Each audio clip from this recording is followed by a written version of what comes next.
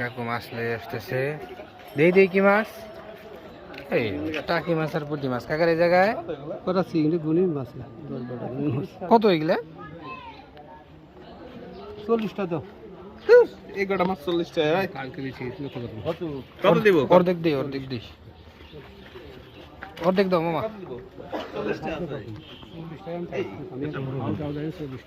কত দেবো? কাল কত করে মাছ বেশি দাম 40 অর্ধেক দিই নাকি? 40 টাকা জয়। হাফ হইলে ঠিক আছে।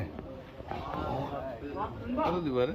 20 টাকা দেবো কাকা? না না না 30 টাকা দিয়ে দিই।